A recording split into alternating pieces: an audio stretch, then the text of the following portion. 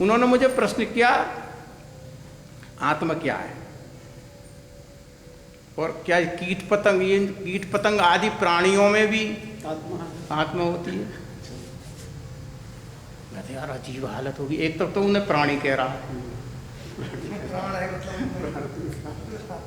कह रहा कीट पतंगों में भी प्राण आत्मा होती है क्या? तो हमने कहा महाशय जी, हमने उनको उत्तर दिया, कह रहे मुझे लिख के भेज देना, मैंने लिख के नहीं भेजूंगा, सुन लीजिए आप और कुछ जिज्ञासा होता है। आत्मा की परिभाषा, आत्मा के गुण जानते हैं आप? अच्छा, आत्मा के गुण कौन कौन जानते हो बताओ? कैसे सिद्ध हो कि ये आत्मा है? और हमारे यहाँ भी आर्य समाज में देखो, दुर्भाग्य देख लीजिए आप आर्य समाज का, हमें भी इस समय भाई साहब के सामने हुई होगी, मुझे याद नहीं कि आप थे उस समय, नहीं थे आर्य समाज में, हमने लिखी सुख दुख जीवात्मा के गुण प्रकृति के नहीं। ये पुस्तक मैंने यहाँ से प्रकाशित की, रखी भी है, ले लेना भी आप सब आनंद के लिए। श्रोत्री जी ने लिखी, प्रकाशित में हमने की यहाँ से दयानंद नगर से। इस पर एक बार शास्त्रार्थ हुआ। शास्त्रार्थ दो विषय शास्त्रार्थ के बने। एक शास्त्रार्थ का विषय बना क्या वृक्षों में भी जीव होता है? क्या उन्होंने कभी जीवात्मा की परिभाषा नहीं पढ़ी थी? आत्मा के अगर गुण पढ़ लेते तो शास्त्रार्थ का प्रश्न ही नहीं था। उसको घटा लो कि इसमें आत्मा है या नहीं है। जैसे क्या वृक्षों में जीव है, एक कह रहा वृक्षों में जीव नहीं है, मेरे पास है वो पढ़ी हो, मेरे पास शास्त्रार्थ तो संग्रहित है। सुख दुख पहला है इच्छा द्वेष प्रयत्न, इच्छा द्वेष प्रयत्न सुख दुख ज्ञानानि आत्मनो लिंगमिति, ये कहता है न्याय दर्शन। न्याय दर्शन कहता है जिसमें इच्छा हो, द्वेष हो, प्रयत्न हो। अब इसे घटा लो, तुम वृक्ष पे घटा लो, चाहे किसी जीव पे घटा लो। ज्ञानानि आत्मनो लिंगानि। महर्षि दयानंद ने जब इसको लिखा मंतव्य में, स्वयं मंतव्य प्रकाश में, तो वो कहते हैं इच्छा द्वेष सुख दुख ज्ञान युक्त, और एक शब्द ऐसा प्रयोग किया दयानंद ने कि शायद किसी और पंडित की समझ में भी नहीं आया, वो अल्पज्य। ज्ञान युक्त तो कह दिया, पर ऐसा नहीं कहा कि ये ज्ञान उसका सर्वज्ञता का है, उसको बराबर में एकदम छांट दिया घर के गंडासे से कि आत्मा ज्ञान युक्त तो है पर अल्पज्य है। और फिर एक शब्द प्रयोग किया दयानंद ने, दयानंद की बात बता रहा हूं मैं, वो पहले मैंने न्याय दर्शन की बताई थी, फिर कह देता नित्य है। ये दयानंद का अर्थ हो गया। अब वैशेषिक दर्शन का ऋषि कहता है खणाद, उसकी सुन लो। मैंने उनको यही कहा कि आप नोट कर लो कागज पे, और मुझसे ज़्यादा बहस करने की या पूछने की जरूरत नहीं है।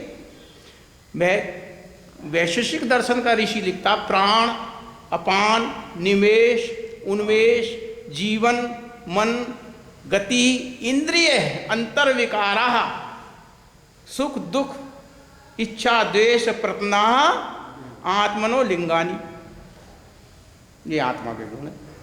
तो अब जब जिसमें प्राण है तो आत्मा है ही नहीं, क्योंकि प्राण जो है आत्मा के ही आधार पर रहते हैं। ये मूर्खों ने प्राण घुसेड़ दिए पत्थर में, वो किस पे रुकेंगे? और प्राण लाया कहाँ से और किसके प्राण थे जो तेने घुसेड़े हैं इसमें? वो प्रतिष्ठित का मतलब स्थिर कर देना, उसमें रख देना। तो जब तक आत्मा नहीं होगी तो प्राण कहाँ से हो जाएगा? तो अब तू वृक्ष पे भी घटा लो कि उसके अंदर एक एक कुछ लगते चले जाओ, उसमें इच्छा है कि द्वेष है कि सुख है कि दुख है, नहीं है, उसमें प्राण है अपान है वायु। अंतर्विकार है, क्या है अंतर्विकार? क्या है? भूख प्यास, अंतर्विकास, ये आत्मा को गुण है। तो वृक्ष को भूख प्यास लगती है कि नहीं लगती है? क्यों भाई? लगती है। अरे उसमें खाद नहीं देते, खाद माने खाने के, खाद माने गोबर के और उसके नहीं है। मनुष्य को भी खाद्य पदार्थ चाहिए कि नहीं? खाद माने खाने की, तो नहीं चाहिए वृक्ष को, तो अपने आप स्वतः सिद्ध हो गया कि इसमें आत्मा। अब इसमें बहस की कहाँ जरूरत रहेगी कि आप 2 दिन तक बहस कर रहे हो? कितनी साधारण बात भाई साहब। ये जो आत्मा के गुण वैशेषिक दर्शन में लिखे और न्याय में लिखे, इनको उस पर रख दो और उस पर लिख दो कि इसमें एक कह रहा है पत्थर की सांस ले। और जो परिस्थिति विज्ञान है, मैं तो यार जीव विज्ञान का तो अंग है, जीव विज्ञान के दो हिस्से हैं। जीव विज्ञान तो बाद का ज्ञान है, उन्होंने तो सीखा उससे। उसमें वनस्पति मतलब इन गुणों में से कोई भी गुण हो सकते हैं, कुछ नहीं भी हो सकते। कुछ नहीं होने का कारण क्या है? नहीं होने का कारण उसका तमस है, घोर अंधकार में। जैसे वृक्ष है, प्रत नहीं करता, ज्ञान नहीं करता, घोर तमस में गया है। सुख दुख है, तमसा बहुरूपेण वेष्टितः। क्या लिखता है मनु? तमसा बहुरूपेण वेष्टितः कर्म हेतु ना। उसके कर्म करने से, विभिन्न बुरे कर्म करने से तमसा बहुरेण वेष्टिता, इतने तरह तरह के बुरे कर्म करें कि उसमें तमस में वो चला गया। और सुख दुख है पेड़ में, इसमें नहीं। अभी अभी नहीं ना। तुम अंधाओं में सांप लटका दो, दुख होगा? क्यों? कि जो आपको दुखने का विषय था आँख का, उस विषय से संबंधी नहीं हो पाया। आँख का विषय क्या है? देखना। आपने सांप को देखा नहीं तो आप भय खाओगे उससे क्या? क्यों भाई? अभी बहरा आदमी है, उसका कान बहरे हैं, गाली दे दी, माँ की गाली दे दो, आप बहन की गाली दे दो, या कोई और भद्दा शब्द कह दो तो मूर्ख है, तो बुरा मानेगा क्या? हंसेगा वो। क्या कह रहा पता नहीं। क्यों? कि कान का जो विषय है उस इंद्रिय के विषय से उसका संबंध ही नहीं हो पाया। पंच अवयव योगात, जब पांचों विषयों का इंद्रियों से संबंध हो जाता है तब सुख संवित्ति होती है। जब इंद्रियों का संबंध ही नहीं होगा तो सुख दुख कैसे हो जाएगा? सुख दुख होता ही जब है, चाहे कोई भी हो प्राणी, इंद्रियों के द्वारा ही तो सुख दुख होगा यार, जब उसको उसका विषय से संबंध नहीं हो पाया। नहीं, ये तो बताया था, तभी इनको खाने में कोई हिंसा नहीं होती है? ये बताया था ना आपने कि इनको खाते हैं तो इसमें इसलिए हिंसा नहीं होती कि उसको, और उनसे हिंसा का क्या मतलब है? दुख देना। कटने से दुख नहीं होता। उसको दुख ही नहीं हुआ। बथुआ काट दिया आपने, वृक्ष काट दिया, दुख हो रहा है क्या उसको? तो उसका इंद्रियों से संबंध हट जाता है। तो पंच अवयव योगात सुख संवित्ति, ये कह रहा दर्शन। समझ गए? नहीं समझ गए? तो इसलिए उसकी जो भावना थी, मैंने कहा यार तुमको आत्मा के गुण पता नहीं है, तुम कहते हो प्राणी भी कह रहे हो और कह रहे हो इसमें आत्मा है। जो प्राणी है वो तो दोनों चीज प्राण तो जब ये होंगे, वृक्ष में प्राण नहीं है क्या? वृक्ष को तो पानी में डुबो दो चोटी तक, कोई पौधा हो, कोई चोटी तक डुबो दो उसको पानी से, मर जाएगा। फसल जब तक जिंदा रहती है, जब तक टॉप से पानी नहीं गुजरता, और जैसे टॉप से पानी गुजरेगा तुरंत मर जाएगा। प्राण सांस लेने को जगह ही नहीं थी उसको। देखा नहीं आपने गांव के आदमी जितने भी, बिल्कुल भाई पानी से बचाओ इसे, बस पानी से टॉप नहीं, कूदना नहीं चाहिए पानी उसको। खैर ये तो हो गए, इसलिए ठीक है, आप साधारण बात है। इसमें सारे प्रश्नों के उत्तर हो गए कि वृक्षों में जीव है कि नहीं है, अन्य प्राणियों में प्राण है कि नहीं है, जीवात्माओं में है। अच्छा, अंग्रेज तो ये भी कह देते हैं कि औरतों में ही नहीं है आत्मा, आदमी में तो है। खा पी कैसे रही? बाइबल में लिखा है सर। बाइबल में लिखा। तो ऐसे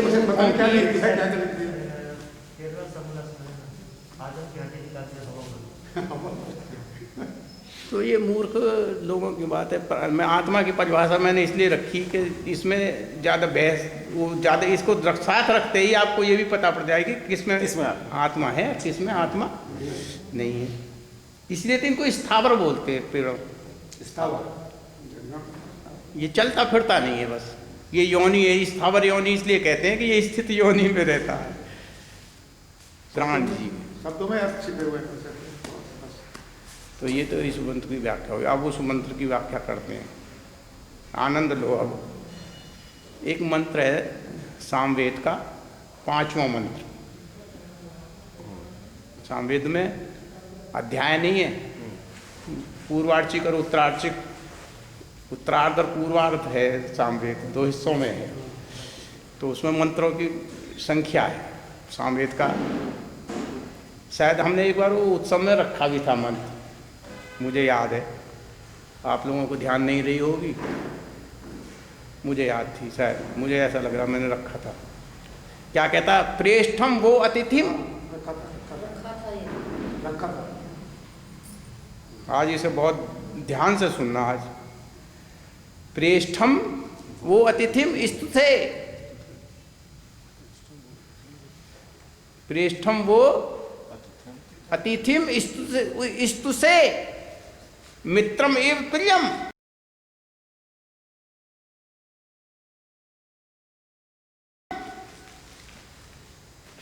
मजा करता। सामवेद कह रहा है प्रेष्ठम जो अत्यंत प्यार करने योग्य है, अत्यंत प्यार करने योग्य, वो अतिथिम जो अतिथि है, ईश्वर को कह रहा है, क्योंकि सामवेद तो है ही उपासना का मंत्र, और उपासना मंत्र है, इसलिए सामवेद को एक और बात है, एक भाषा और बोलते हैं, अंतकर्म है ये, अंतकर्म। पहला ज्ञान, फिर कर्म, अब क्या अंत में क्या बच रहा, उपासना। इसलिए सामवेद जो है अंतकर्म है। तो कहता प्रेष्ठम वो अतिथिम स्तुते प्रियम इव मित्रम इव प्रियम, जो मित्र की तरह प्रिय। या जो प्रिय शब्द आया है, ये प्रिय शब्द यहाँ तो प्रेष्ठम आ गया पहले, सबसे प्रिय, अत्यंत प्रिय। जैसे हमारे इंग्लिश में शब्द होते हैं ना, biggest, greatest, good, better, best, तो ये स्थन मतप प्रत्यय लगने से और स्थन प्रत्यय लगने से वो चीज लास्ट की डिग्री बन जाती है संस्कृत में, सुपरलेटिव बन जाती है। तो स्थन शब्द लगा हुआ है इसमें, प्रेष्ठम, स्थम लगा हुआ ना, जहाँ मतप लिखा हो या स्थम प्रत्यय लगा हो, इसका मतलब है ये चीज सुपरलेटिव डिग्री में है। तो वहीं पहले आ गया प्रेष्ठम वो अतिथिम स्तुते मित्रम इव प्रियम। या जो मित्रम इव प्रियम का मतलब है, या जो मित्र की तरह हित साधक है। ये जो प्रिय का मतलब, ये मित्र का मतलब ही मित्र से हित साधक से है।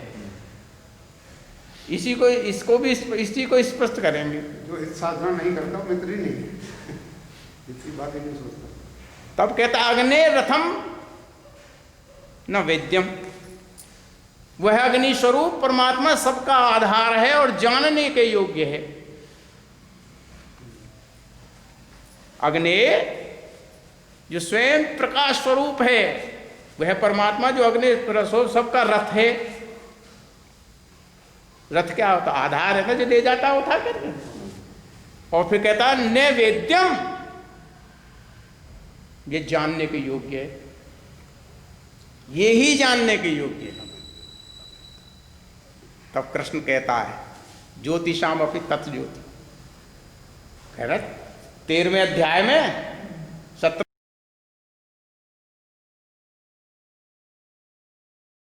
17वां श्लोक, हे अर्जुन एक बात सुन, ज्योतिषाम अपनी तत्व ज्योति, वह परमपिता परमेश्वर ज्योतियों का भी ज्योति है।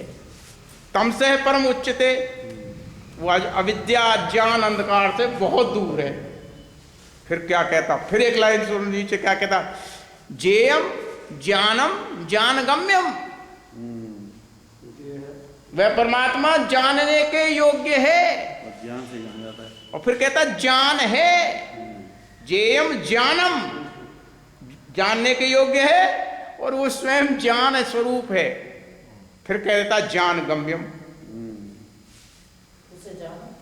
जानने, ज्ञान से ही जाना जाता है। ज्ञान से तो यहाँ वो कह दिया ना, अग्नि रथम न वेद्यम, वह परमपिता अग्नि ज्योति स्वरूप परमात्मा वेद्यम जानने के योग्य। यहाँ कृष्ण ने एक ही लाइन में उठा के कह दिया। और फिर वेद्यम का मतलब वेत्तु योग्यम, वेत्तु दो अर्थ हैं इसके, जो व्युत्पत्ति से संस्कृत में वेद्यम शब्द के दो अर्थ है उस व्युत्पत्ति से। एक तो वेत्तुम योग्यम, जो जानने के योग्य है, और दूसरा है वेद्याम भवम वेद्यम, जो हृदय वेदी पे ही जान के द्वारा जाना जाता है।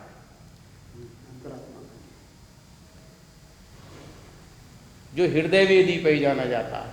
तब यहाँ कृष्ण ने एक ही श्लोक में सारा उठा के रख दिया। ज्योतिषाम अपि तत्ज्योति, वो ज्योतियों का भी ज्योति है। अग्नि कह दिया ना, अग्निरथम नैवेद्यम तम से परम उच्चते।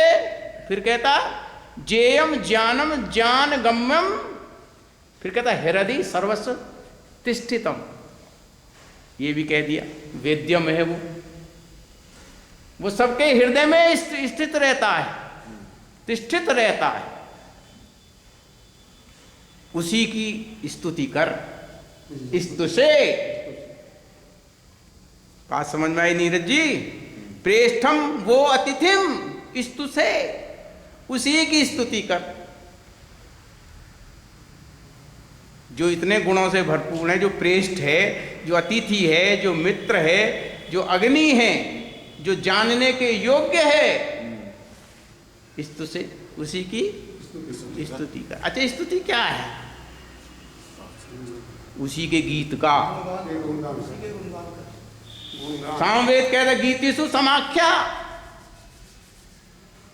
गीतिषु समाख्या। जब अभी साधारण लोग में कहते हैं यार वो राजीव तो आर डी गुप्ता के गीत गाता है, क्या मतलब हुआ? सामवेद है ही साम का वेद, कि जैसा तू है ऐसा मैं हो जाऊं। समान रूप से जब एक दूसरे के गीत गाने लगता है तो इसी का नाम साम है। बात समझ में आ रहे हो ध्रुव जी? गीतिषु समाख्या, उसी के गीत गा। किसके गीत गा? जो जानने के योग्य है, जो अतिथि है, जो अत्यंत प्रिय है, जो मित्र की तरह हित साधक है, उसी के गीत गा। जब ऋचाएं हृदय में अवस्थित होकर भाव लहरें लेने लगती हैं, देखा नहीं? तब महर्षि दयानंद की आपने भाषा देखी होगी। महर्षि दयानंद ने अध्याय नहीं लिखा, समुल्लास लिखा। तो जब ऋचाएं हृदय में बैठ करके भक्त के हृदय में भाव विहोर होकर के उल्लासित हो जाती हैं, तभी जवान ये जीव गीत गाने लगती है। देखा नहीं आपने? जब आदमी आनंद विहोर होता है तो गुनगुनाने लगता है, चाहे कहीं बैठा हो, चाहे बाथरूम में हो, चाहे नहा रहा हो, उल्लास का परिचय देता है। तो ये ऋचाएं हृदय में उल्लासित हो जाती हैं, नहीं? अरे मुंह से गीत गाने लगती हैं, हृदय द्रवित हो जाता है। तो उसी परमात्मा के गीत गा। तब तुलसीदास ने लिखा कि अगर गीत नहीं गा रहा है तो उल्लास पैदा नहीं हुआ है अंदर, भक्ति की भावना भी पैदा नहीं हुई है उस परमात्मा परमेश्वर से। हिये फाटव फूटे नैन, पढ़ा होगा, तुलसी ने लिखा था। अरे उसी के गीत गा। ये फाटव फूटे नैन, जरेस सोतन के ही काम, द्रवे स्रवे पुलकित नहीं, तुलसी सुमरत नाम। वो आंख फूट जाए, वो हृदय फट जाए, वो शरीर में आग लग जाए, ऐसे शरीर जो द्रवे स्रवे पुलके नहीं, जो रोमांचित नहीं होता, आंखों से अश्रुधारा नहीं बहती, शरीर पुलकित नहीं हो जाता, तभी जाकर के ईश्वर की स्तुति कहलाती है। द्रवय स्रवय पुलके नहीं, तुलसी सुमरत नाम। क्यों? प्रभु के गीत गाने में आनंद या आनंद और उत्साह होता, तो उस प्रभु की तू स्तुति कर।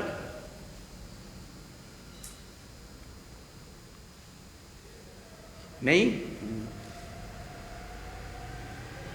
उस प्रभु के गीत गा, उल्लासित हो जाता है। अच्छा, उल्लासित तो दुख में भी हो जाता है आदमी।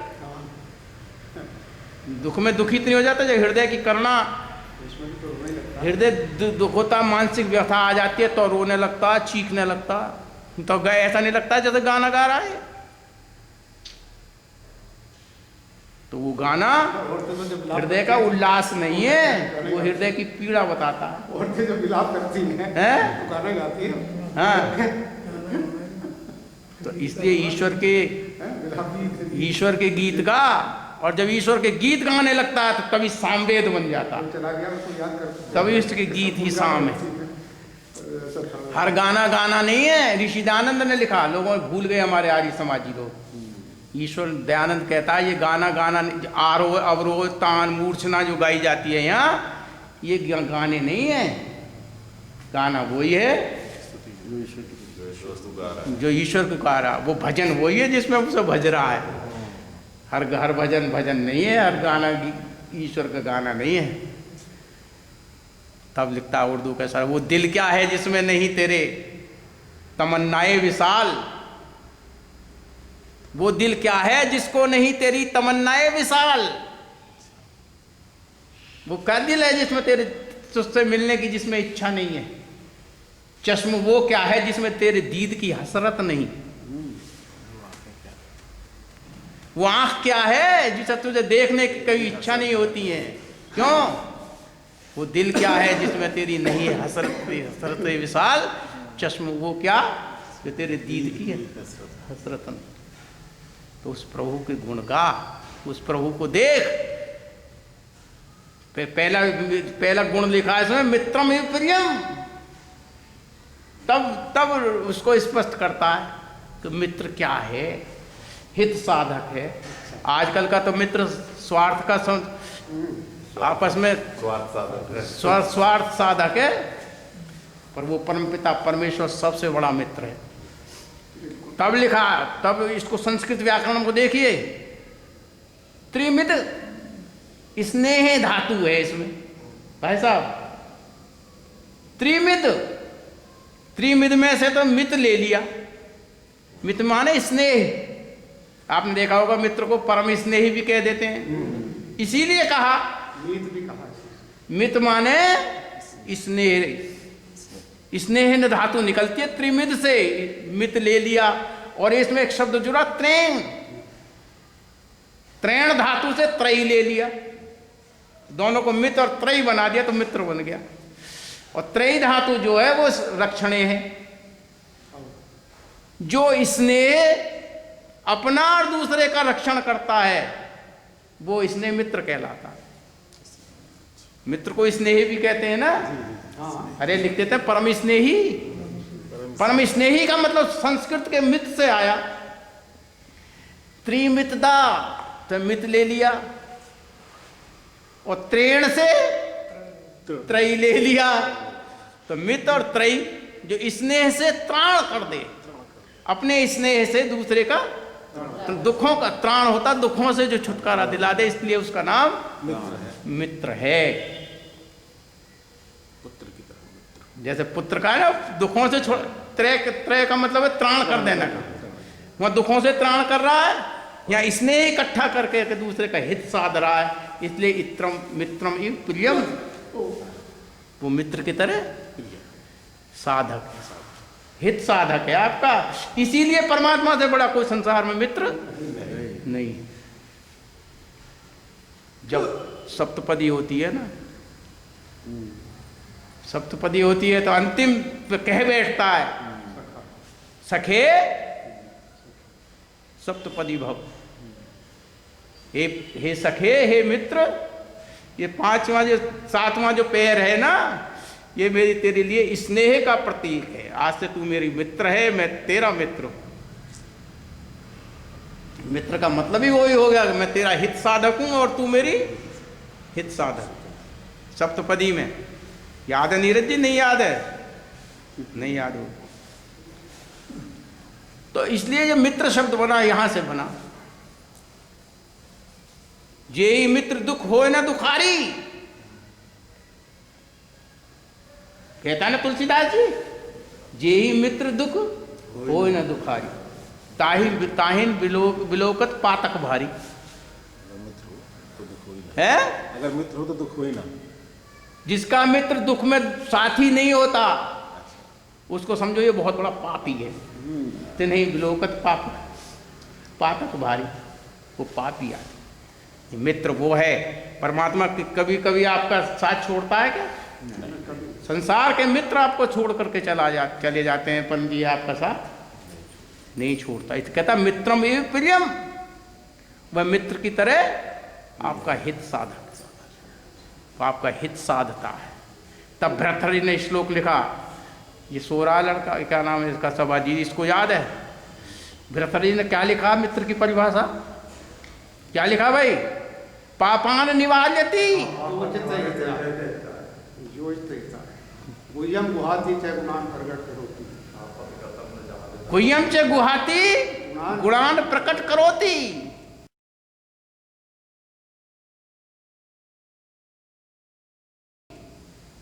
पापान निवार्यति, फिर साथ में कह देता योजते हिता, पापों से तो दूर करता ही है पर आपके हित की योजना भी बनाता है। गुह्यम च गुहति, जो छिपाने चीज लायक चीज है उसको छिपा लेता है। गुणान प्रकट करोति, जो आपके गुण है उनको बखेर देता है। अरे जब दयानंद चलता है तो क्या उसकी प्रतिभा और आभा दुनिया में फैलती नहीं है? क्यों? कौन फैला रहा है? वह परमपिता परमेश्वर का वो संबल, इस संबल को लेकर के दयानंद चल रहा है। सारी दुनिया में दयानंद ही दयानंद होती है। नहीं? चलो सन्मित्र, आपको जाना है? जाओ, हम तो जाएंगे नहीं, अभी हमने तो कह दिया है। हाँ, हम तो जाएंगे अभी। तब कहता है सन्मित्र लक्षणम इदम आपदगतम न जाहति, वह परमपिता परमेश्वर आपदगतम न जाहति, जब कष्ट आते हैं तो छोड़ता नहीं है। ये मित्र के लक्षण बता रहा हूं। ददाति काले, काल में जब संकट आते हैं तो आपको देता है, नहीं देता? कौन देता है? आपदगतम न जाहति ददाति काले सन्मित्रम लक्षणम इदम प्रवदंती संतः। संतों ने यही सन्मित्रों के लक्षण बताए और ये सारे लक्षण परमपिता परमात्मा में घटते हैं। वह परमपिता परमात्मा आपके साथ रहता है, बुरे समय में भी आपके साथ देता भी। और संसार का दोस्त क्या होता है? वो आपका साथ छोड़ देता। अच्छे से साथ देगा, आपदगतम न जाति, जैसे कष्ट आते हैं साथ छोड़ जाता। छोड़ देता। ददाति काले, बंद हो जाएगा, खत्म मामला। कष्ट आ जाए, पैसा गरीब हो जाओ, बात नहीं करेगा आपसे। करता है? जवाले जाहे दौलत में बस एक बात अच्छी है, बस एक इतनी बात अच्छी है, जब धन चला जाए आदमी में, आदमी के पास से गरीब हो जाए वो, तो उसकी अच्छाई भी लिख रहा है। जवाले चाहे दौलत में बस एक इतनी बात अच्छी है कि दुनिया को आदमी बस पहचान लेता है। पर परमपिता परमेश्वर आपका हाथ छोड़ करके नहीं जाता, वो आपको देता नहीं देता। सन्मित्रम लक्षणम इदम, ये सन्मित्रों के लक्षण हैं जो संतों ने कहे हैं। वह परमपिता परमेश्वर आपका सबसे बड़ा मित्र, हित साधक। फिर कहता अतिथिम, अतिथिम का क्या मतलब है? क्या मतलब है भाई अतिथि का? बिना तिथि कभी भी आ जाए ना, आपने कभी इसको ध्यान से नहीं देखा। ये बात तो आपने कह दी, कभी भी आ जाए। तिथि का मतलब है समय सीमा में बंधा हुआ, वो समय सीमा में बंधा हुआ नहीं है। तो ए तिथि, पर तिथि होती क्या है? आपने पढ़ी होगी, हम लोग पढ़ते हैं, दिन रात निकलते हैं, सूरज चांद निकलता है, रोजाना छिपता है, दिन भी होता है रात भी होता है, पर ये तिथि कभी घट जाती है कभी बढ़ जाती है। नहीं देखा? आज तिथि है इतने बजे से घट गई, आज 14 में पूर्णमासी आ गई, पूर्णमासी में त्रयोदशी आ गई, या एक तिथि बढ़ गई। देखा नहीं आपने? ये होता क्या है? गणित के हिसाब से जब ज्योतिष समय को अपने सीमा में बांध देता है, जब 24 घंटे से कम सीमा में बंधता है तब तो तिथि बढ़ जाती है, और जब 36 घंटे से ज़्यादा की सीमा में जाके समय बंधता है तो तिथि घट जाती है। तो इसलिए ये परमपिता परमेश्वर न घटता है न बढ़ता है, इसलिए ये तिथि है। जो देश और काल की सीमा में न घटता नहीं बढ़ता है, उसका नाम अतिथि है। और अतिथि का मतलब ये हो गया कि वो सब जगह है, न काल से बंधा हुआ है और न सीमा से बंधा हुआ है, इसलिए उसका नाम अतिथि है। वह परमपिता परमेश्वर, उसमें आस्तिकता है कि जब भावना पैदा हो जाती है तभी उसका गान गाया जाता है। लोगों ने तो निश्चित स्थानों पर बना ली गाने की, मंदिरों में चला जाएगा, वहीं भगवान बैठे, फिर तो छलांगे मारता, कुछ भी बुरा काम कर लेता है। मंदिर में नहीं करना, बस सीमा में बांध दिया, बंध गई ना जगह, सीमा में और जगह में बंध गया। और एक और बात है, ये दुर्भाग्य है, आर्य समाज दयानंद नगर को छोड़ करके सारे हिंदुस्तान का आर्य समाज मंदिर बन गए। केवल दयानंद नगर आर्य समाज पर कहीं मंदिर नहीं लिखा देखा हो, किसी कागज पर लिखा नहीं देखा होगा, नहीं सब किसी आर्य समाज में चले जाना आप। आर्य समाज मंदिर कवि नगर, आर्य समाज मंदिर राजनगर, आर्य समाज लोहिया नगर, उनको सीमा में बांध दिया परमपिता परमेश्वर को। ये आर्य समाज मंदिर नहीं है, ये आर्य समाज परिक्षेत्र है जिसमें हम और आप बैठे हैं। परमात्मा यही नहीं है, वो कण कण में व्याप्त है, आस्तिकता उसके प्रति है। जब सब जगह मानोगे, सर्वव्यापी मानोगे, तो सर्वज्ञ भी मानोगे। तो इसलिए वो परमपिता परमेश्वर सब जगह है, वो अतिथि है। क्यों भाई? नहीं, तो इसलिए उसी प्रभु की गान गा, उसी प्रभु की स्तुति कर। स्थितिम, फिर आया प्रेष्ठम। प्रेष्ठम सबसे प्रिय, वो सबसे अत्यंत प्रिय है, सबसे अत्यंत प्रिय है। मैंने पहले ही कहा था कि संस्कृत में मतप और इष्टम जहाँ प्रत्यय लगते हैं वो अतिशय में प्रयुक्त होता है, सुपरलेटिव में प्रयुक्त होता है तो संसार के सब लोग प्रिय योग्य, पर वो क्षणिक हैं। आज मैं उस किसी का बाप हूं, कल नहीं हूँगा। इस समय में था, पहले समय में नहीं था। निधन के बाद नाम तो रह जाता, पर वो हमारा बाप नहीं रह जाता। कौन रहता है एक बाप? परमपिता परमेश्वर रहता है, संबंध किसी से नहीं रहते। तब महाभारत ने और उस परमपिता परमेश्वर का प्रेष्ठम इसलिए भी नाम है कि वो आपको धर्म की ओर ले जाता है। जब तक धर्म पर आपकी आरूढ़ता नहीं है तब तक ईश्वर के प्रति आपकी सच्ची श्रद्धा नहीं है। महाभारत में लिखा, न जातु कामान न भयान न लोभात तजेत जीवितस्य अपि हेतो। न जातु, मनुष्य को न जातु कामान, काम के कारण, भय के कारण, लोभ के कारण ना छोड़े, जीवितस्य अपि हेतु, न तजेत जीवितस्य अपि हेतु। चाहे जिंदगी जान चली जाए तो भी ना छोड़े। किसे ना छोड़े? धर्मो नित्य, धर्म नित्य है, धर्म शाश्वत है। सुखे दुखे तो अनित्य, सुख दुख तो अनित्य हैं, आते रहेंगे और जाते रहेंगे। जीवो नित्यो, जीव नित्य है, ये आत्मा नित्य है। हेतु रस्य अपि तू अनित्य, ये संसार के अन्य और सब कारण अनित्य हैं। इसलिए धर्म और आत्मा ये दोनों शाश्वत हैं, नित्य है, इन्हीं को कभी ना छोड़े। यही प्रेष्ठम है, सबसे प्रिय है, इसमें अत्यंत प्रिय है, इसको कभी भी नहीं छोड़ा जाता। क्यों भाई? फिर आ गया अग्ने रथम न वेद्यम। वह परमपिता परमेश्वर प्रकाश स्वरूप है, नहीं है प्रकाश स्वरूप? सारा प्रकाश दुनिया में, संसार में अगर कुछ है तो वो परमपिता परमेश्वर का ही प्रकाश है। अगर ज्ञान का प्रकाश है तो रूप का प्रकाश है, तो बुद्धि का प्रकाश है, तो सारा प्रकाश किसका है? उस परमपिता परमेश्वर का प्रकाश। अग्नि रथम न, रथम वो सबका आधार है। सैदाधार प्रथम द्यामुतेमा, हे सैदाधार, वो सारे संसार का आधार है। वो रथ है, वो ले जाता है सबको ये संसार किस पर रुका हुआ है? ये सारा जगत किस पर रुका हुआ है? परमपिता परमेश्वर पर। तभी तो दादा सैदाधार है वो, सभी को धारण किए हुए है।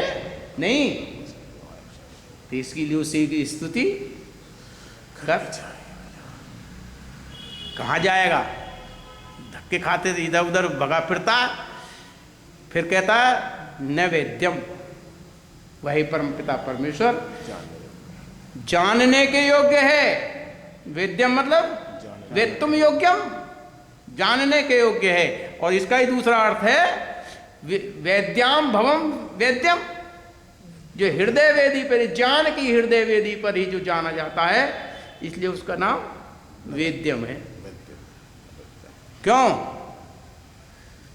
जब तक इसे जानेगा नहीं। देखो बहुत संसार में लोग विद्वान हो गए और उसकी बुद्धि अगर परमार्थ की ओर नहीं जाती तो वो विद्या उसको तो जान नहीं पाती। जब परमार्थ की ओर नहीं जानी, वो फिर दुष्परिणाम होते हैं, उसके चरित्रहीनता और दोषों में घिर जाता, अभिमान में चला जाता दुनिया में। दुनिया के सारे संसार के लोगों को देख लो। ये बात भर्तृहरि ने खुद लिखी। भर्तृहरि ने खुद लिखी अपनी बात। ये कहने लगे कि जब मैं थोड़ा थोड़ा जानता था, जानते हो भर्तृहरि संस्कृत व्याकरण का महान पंडित था, पढ़ाया आपने? भर्तृहरि के श्लोक पढ़े होंगे। और एक बड़े संस्कृत व्याकरण का, जिसने वेद का महाव्याकरण महाभाष्य किया है, संस्कृत का महान पंडित पतंजलि था। पतंजलि ने सारे आर्य जगत को, सारे वैदिक जगत को महाव्याकरण का महाभाष्य दिया है। उससे पहले कोई पंडित इतने बड़े रचयिता को क्या कहा भर्तृहरि ने मालूम है? जब भर्तृहरि को पंडिताई हो गई उसके अंदर है, मां मैं दृष्टवा, मुझे बिना देखे गताह स्वर्गम है कृतार्थ था पतंजलि। अरे वो पतंजलि मुझे बिना देखे चला गया, इस दुनिया में से कृतार्थ रह गया। उस महाकरण महाव्याकरण भाष्य के जाता पतंजलि को भर्तृहरि कह रहा, वो मुझे आज देखता तो पता पड़ती कि कैसा व्याकरण का पंडित होता हो, तो चला गया मुझे बिना देखे। मां में दृष्टवा गता स्वर्गम ए कृतार्थ, पतंजलि ए कृतार्थ रह गया वो तो। अगर आज होता तो पता पड़ती कि व्याकरण का पंडित तू क्या पंडित था। भर्तृहरि कुछ देखता, कह तो दिया। जब उसको परमार्थ का ज्ञान आया कि तेरी विद्या उस ईश्वर को तो जानती नहीं है, संस्कृत व्याकरण का ज्ञान ही तो हुआ है। क्यों भैया? उस ईश्वर को तो ने जाना ही नहीं है। तब शतपथ कहता सा विद्या या विमुक्ति, केवल विद्या वो है जो परमपिता परमेश्वर से मिला देती है, अर्थात जो मोक्ष को दिला देती है, मुक्ति कर दे, उसी का नाम विद्या है। और नहीं तो फिर क्या है? वो दुखों का खजाना बन गई, अविद्या अविद्या हो गई। तब भर्तृहरि ने खुद लिखा यदा किंचित ज्ञेयो अहम, जब मैं थोड़ा सा कुछ जानता था, जब मैं थोड़ा सा, खुद कह रहा है भर्तृहरि, यदा किंचित ज्ञेयो अहम, जब मैं थोड़ा सा कुछ जानता था, द्वीप मदांधा संभव, हाथी का बच्चा जब जवान होता ना, जैसे उसे घमंड पैदा हो जाता है, ऐसा मुझे घमंड हो गया था। द्वीप कहते हाथी के बच्चे को, द्वीप इव मदांधा, मद में अंधा हो गया था। संभवम, वो उत्पत्ति पैदा हो गई थी। तद्दा सर्वज्ञो अस्मोई थी, अब मैं समझता था कि मैं सर्वज्ञ हो गया हूं। ए भवत ए विप्लप्तम मम मने, मेरा मन घमंड में चूर हो गया था। भर्तृहरि कह रहे, फिर उन्होंने कहा यदा किंचित किंचित बुद्धजन सकाशात अवगतम, जैसे ही मैं विद्वानों के संपर्क में आने के बाद थोड़ा थोड़ा सीखता चला गया, फिर कहता तदा मूर्खो अस्मी थी, तब तो मैंने जाना तू तो मूर्ख ही रह गया। ज्वर भी मदे, जैसे ज्वर जो है ना, इव जैसे बुखार तुरंत उतर जाता है, जैसे ही ज्वर इव मद में भी अपगता, मेरे मद भी तुरंत छोड़ कर भाग गया, जैसे बुखार तुरंत छोड़ कर भाग जाता है। तो विद्या वो है, इसीलिए परमपिता परमेश्वर जानने के योग्य है। उस विद्या से उसी को जान। और दूसरी बात ये कह दी कि वो जो ज्ञान विद्या से हृदय वेदी पे ही जाना जा सकता है। न वेद्यम, वेद्याम भवम वेद्यम, वो हृदय वेदी पे ही जाना जा सकता है ज्ञान के द्वारा। तब किसी शायर ने लिखा, ढूंढता किस वास्ते गाफिल जो घर घर देखता। अरे कहाँ देखता फिर रहा यार, दुनिया में कहाँ धक्के खाता फिर रहा है। ढूंढता किस वास्ते गाफिल जो घर घर देखता, पहले ही जेरे बगल अगर अपना दिलवर देखता। जेरे हृदय के पास, जेरे कहते हैं उर्दू में हृदय को, बगल माना उसके पास में, बगल के उसके बगल में रहता है, सुनिए उसके पड़ोस में रहता है कोई चीज। तब कह रहा पहले ही जेरे बगल और अपना दिलवर देखता, साफ कर लेता अगर सीने के आईने का जंग, चेहरा एक तस्वीर से शक्ले मुनव्वर देखता। मुनव्वर कहते प्रकाश को, लाख पर्दों में भी वो पर्दा नशी आता नजर, आंख का पर्दा उठा गाफिल अगर तू देखता। तो हृदय वेदी पर देखना, कहाँ ढूंढता फिर रहा है। काशी जा रहा हूँ, मथुरा जा रहा हूँ, वैष्णो देवी जा रहा हूँ, अरे हृदय में बैठा है। तब कृष्ण ने कहा नहीं, जेयम ज्ञानम ज्ञान गम्यम हृदय सर्वस्व तिष्ठितम, वो सबके हृदय में बैठा है। अर्जुन उसको यही देख। नहीं, कहाँ ईश्वर है सर्वभूतानाम हृदय देशो अर्जुन तिष्ठति। अर्जुन सब प्राणियों के अंदर में परमपिता परमेश्वर हृदय में निवास बैठा रहता है। तो इसको यहाँ देख। तो इसलिए अग्नि रथम न वेद्यम, उस परमपिता परमेश्वर की स्तुति कर, उसके ही गीत गा, उसको ही जान। तो ये मंत्र मैंने आपके बीच में रखा, पहले भी रखा होगा कभी, मुझे लग रहा था। हाँ ये